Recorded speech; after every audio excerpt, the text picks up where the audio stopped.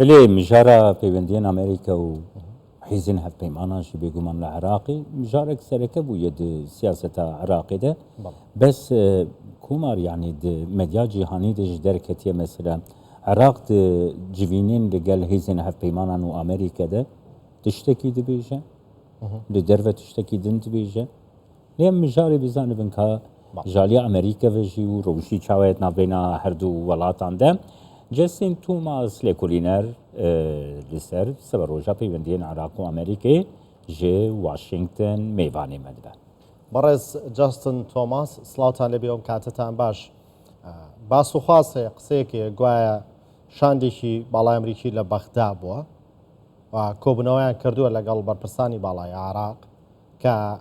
فشار لحكومتي عراقن بوي هزكاني أمريكا ناكشنەوە لە عێراق لە بەرامبەردا گروپە چەکدارەکان هەڕەشاکەن ئەگەر بەم شێوەیە بێت ئەوان ڕێگەی سەربازی ئەگەرنە بەر بۆ چوونیەوە چییە لەم بارەیەوە کە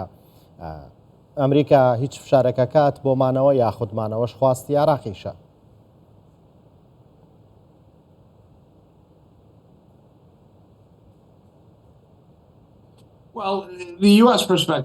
ڕەنگەی ئەمریکا ئێستا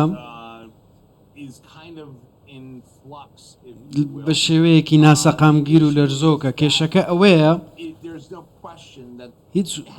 گومانێک نییە هەبوونی ئەمریکا لە عێراق لەو ناوچەی ڕۆژهەڵاتی ناوەڕاست گرنگە بۆ ئاسایشی نیشتیمانی ئەمریکا و بەرژەوەندیەکانی و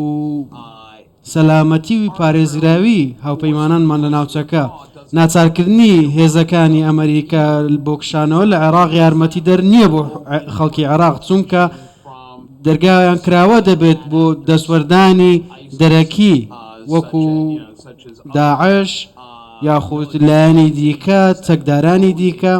کە دەکرێت هەڕەشە بن کە پێشتریش هەڕەشە بوون کاتێک بینیمان هێرشکرایە سەرباز بنکە ئاسمانیەکە لە ئوردن ساڵی ڕابردوو بۆیە عێراق دەبێ باش سەیری دۆخەکە بکات. ئێستا ڕژێمێکی نوێ هەیە دەسەڵاتێکی نوێ هەیە لە تاران بە شێوەیەکی دۆستانەیە دەوێت مامەڵە بکات لە ڕووی استراتیژیەوە دەوێت گۆڕانکاری بکات و یارمەتی دەریش نییە بۆ ئەمریکا و عێراق و هاوپەیمانانی. برز جسن توماس نها جروبين ميليشيات العراقي قال لك جاران قفل امريكا كرنا لهيزن هف بيمانان كرنا قوتنا جار هيزن هف بيمانان بميلن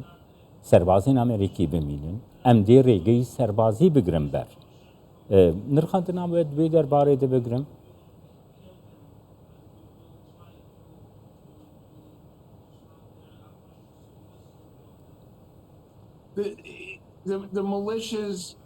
میلیشیاکان ئەگەر میلیشیاکان هەوڵ بدەن هێرش بکەنە سەر سەربازانی ئەمریکا یاخود هاوپەیمانان و پێگەکانیان ئەمە هەڵەیەکی گەورەیە و بڕیارێکی کوشندەیە هەرچەندە ئەمریکا هەوڵ دەدات لە ڕێگەی دیپلۆماسیەوە چارەسەری دیپلۆماسی لە ڕێگەی پەیوەندیکردن لەگەڵ کارتێکەرە هەرێمیەکان و بە شێوەیەکی دیالۆگی ماقوڵ هەوڵ بدات سەقامگیری و سەلامەتی بۆ ناوچەکە بگەڕێنێتەوە. بەڵام ئەگەر کارتێکەری دەرەکی لایەنی دەرەکی ئەو میلیشیانە با بڵین لە ناو یاخود لەژێر دەسەڵاتی حکوومەتی عێراق کار ناکەن بەڵکو بە شێوەیەک سەربەخۆ معامەڵە دەکەن ئەوان لەژێر بریکارانی ئێران کار دەکەن و فەرمان لەوان وەردەگرن ڕێگە نادەین سەربازانی ئەمریکا پێگەکانی ئەمریکای وی هاوپەیمانانمان تەنانەت ئوردن و عێراقیش بخرێنە دۆخێکی خراپ بەهۆی ئەو میلیشیانەی کە بەڕێز تۆماس وەزیری دەرەوەی عێراق لە واشنتن بوو بڕیاریشە شاندێکی باڵای سەربازی عێراقیش سەردانی ئەمریکا بکات بە بۆچوونی ئێوە ئایندەی پەیوەندیە سیاسی و ئابووری و سەربازی و ئەمنیەکانی عێراق و ئەمریکا چۆنە بێت لە کاتێکدا چاوەڕێی ئەگەرێکی گۆڕانکاری شێ لە ئیدارەی ئەمریکایە.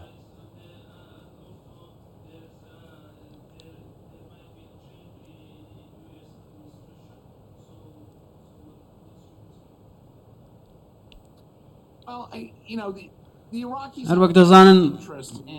عێراقیەکان ویستویانە لە ناتۆیەکی بەهێز وە بەرهێنام بکەن ڕاستیدا هەبوونی هاوپەیمانێکی بەهێز لە ناوچەکە یارمەتی دەرە بۆ عێراق بۆ هاوپەیمانانمان بۆ قەتەریەکان مسریەکان ئوردنیەکان هەروەها بۆ حکوومەتی عێراقیش یارمەتی دەرە بەهێنانی و فراهەمکردنی سەقامگیری و ڕێگریکردن لە هەژمونی دەرەکی و بێتن بە شێوەیەک سەقامگیری عێراق تێک بدات یاخود ئەو بەرەو پێش بنێت تێک بدات کە عێراق دەوێت بەدەستی بهێنێت لەو ناوچانەی کە سەلامەت نین دەمێ ئاماژە بە خاڵێکی دیکەش بدەم ئەمریکا شوێنێکی استراتیژی هەیە یاخود ویستومانە وە بەرهێنان بکەین پارێزگاری لە بەرژەوەندیەکانمان بکەین و دەبێت یارمەتی دەربین بۆ بەرژەوەندیە استراتیژیەکان هاوپەیمانە کوردەکانمان بامان شێوە پێشمەرگە هاوپەیمانێکی بەهێزە بۆ ئەمریکا و بەرژەوەندیەکانی ئەمریکا لە ناوچەکە بە نەمانی سەربازانمان لە عێراق ئەمە یاخود هاوپەیمانانی دیکە وەکو ئوردن و هەروە هاوپەیمانە کوردەکانمان مەترسی لەسەر و هاوپەیمانانە دروست دەکات ناچار دەبن کێشە بۆ سەقامگیری و سەلامەتیان دروست دەبێت ئێستا ئاڵۆزە دۆخەکە ئەمریکا دەبێ زۆر وشیارانە مامەڵە بکات هەر گۆڕانکاریەک لە بەردەوامیدان بە حکومەت بە ئیدارەکەی بایدن کە ئەگەری هەیە بەردەوام بێت ئەگەری هەیە بەردەوام نەبێت یاخود دووەمین خولی ترامپ لە کۆشکی سپی دەبێ بگەین ناو خاڵە دەبێت هاوکاریەکانمان ئۆپەراسیۆنەکانمان و سیاسەتەکانمان بەردەوام بێت بە تایبەتی بۆ ڕۆژهەڵاتی ناوەڕاست کە هەمومان سەرنجمان لەسەر ئیسرائیل و غەزەیە بەڵام لە کاتێکدا ئەو هەستە و ئەو سروشتە گرنگەی بەشەکانی ناوچەکەمان لە یاد چووە وەک باکووری ناوچەکە هەرێمی کوردستان و ئوردن برێز توماس پرۆسەیەکە هەڵبژاردنێ لە ئەمریکا هەیە گەر گوهەراندن دەسەڵاتە ئەمریکا دە پێکوەرێ دەسەڵاتە بایدن ئیدارەیە بایدن بچێ ئیدارەیە ترامپ وەران دی سیاسەتە ئەمریکا لە ڕۆژهەڵاتانە بین تایبەت عێراقیدا پەیوەندیاندا چ گوهەراندن چ ڕەنگ ڤەدانەک دەدا فەرموو برێز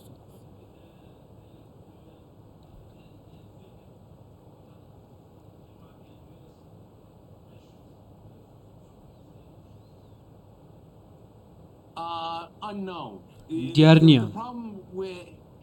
کێشەکە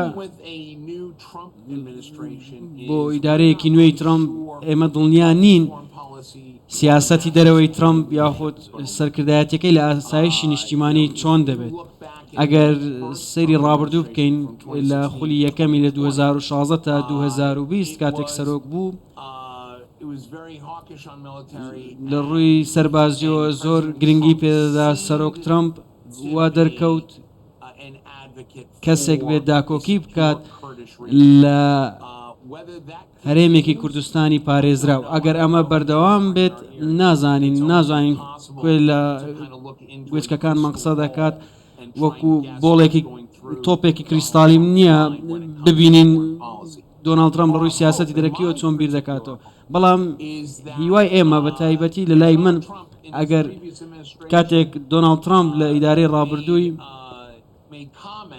چەند لێدوانێکیدا کە ئەرێنی بوون بۆ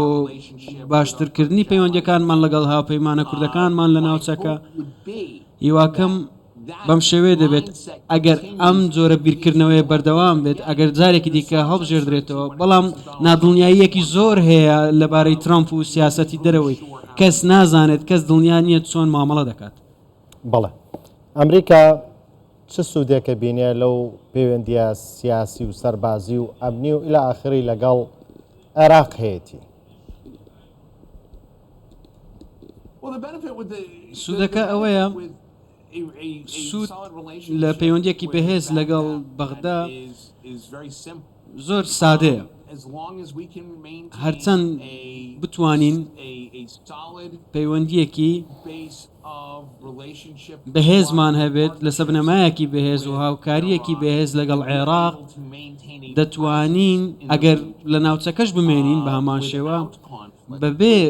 ململانی و تونند و تیژی لەگەڵ حکوومەتی فیدرالی ئەمە وا دەکات ناوچەکە زیاتر سەقامگیر بێت ئەگەر لە عێراق بمێنینەوە لە ڕێگەی یارمەتیدانی هاوپەیمانانمان لە ناوچەکەدا وەکو حکوومەتی عێراق و سوپای عێراقیش لە ڕێگەی پاراستنی سنوورەکانیان و هاوڵاتیانیان ناکرێت ئەمریکا ناوچەکە جێبێڵێت ئێمە بە شێوەیەکی چالاک مامەڵە دەکەین و هەمانگی دەکەین لەگەڵ هاوبەشانمان چ لەگەڵ هاوبەشە کوردەکانمان بێت لەگەڵ هێزەکانی پێشمەرگە بێت یاخود لەگەڵ هێزەکانی بەرگری عێراق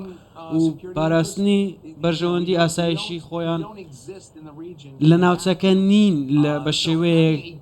کە بۆشایی تێدا دروست کرابێت هەبوونی پەیوەندیەکی باش لەگەڵ حکوومەتی فیدرالی عێراق بەرژەوەندی هەیە بۆ هەموو ناوچەکە سوودی هەیە بۆ هەموو ناوچەکە بە تایبەتی بۆ بەرژەوەندی استراتیژی هاوپەیمانانمان بەێ برێز توماس یانێ بۆ عراقی بخە بۆ بەغدای بخە مانا هێزێن ئەمریکای دوارێ ئەولەی دوارێ ئاشتی حتا دوارێ پێشکەفتنا ئابووری دەژی تو چاوادە دەقینێ بۆ عراق پێداویستی چییە؟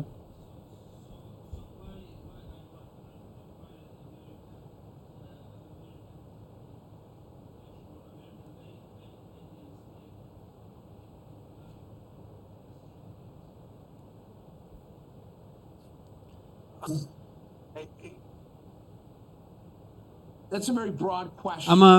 پرسیارێکی زۆر گشتگیرانەیە ئەگەر بە شێوەیەکی گشتگیر پرسیار بکەین بۆچی عێراق دەیەوێت پەیوەندیەکی باش لەگەڵ ئەمریکا هەبێت یاخود پەیوەندی لەگەڵ ئەمریکا هەبێت چکە بڕوام وایە حکوومەتی فیدرالی عێراق و سەرکردایەتی عێراق بڕوای وایە لە ڕووی ئابووری و ئاساییشەوە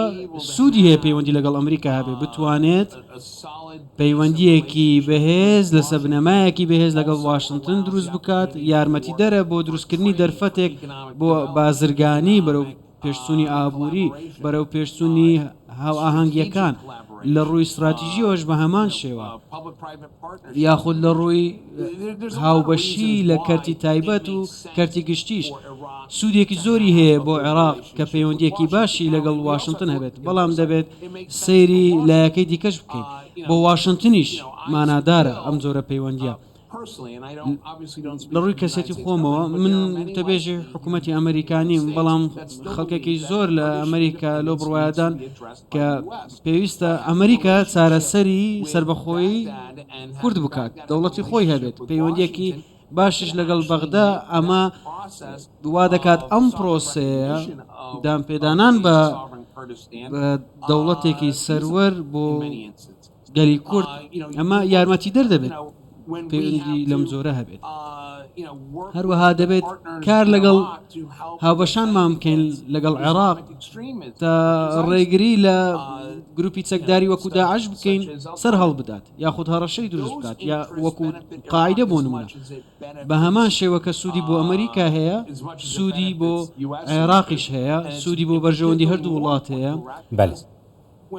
خاڵێکی گرنگە بۆ عێراق کاتێک دەبینین ئەو هێرشانە ڕوودەدەن یاخود دەسوەردان بەدی دەکرێت لەلایەن داعش و قاعیدا لە ناوچەکە بە تایبەتی وا دەکەن چەند بەشێکی عێراق ببێتە شوێنی هەڵدانی موشەکەکانیان بەڵێ بەڕێز جەستن تۆماس لە کۆڵەر لە واشنگتن لەگەڵماندا بووی زۆر سپاس سپاس برێز توماس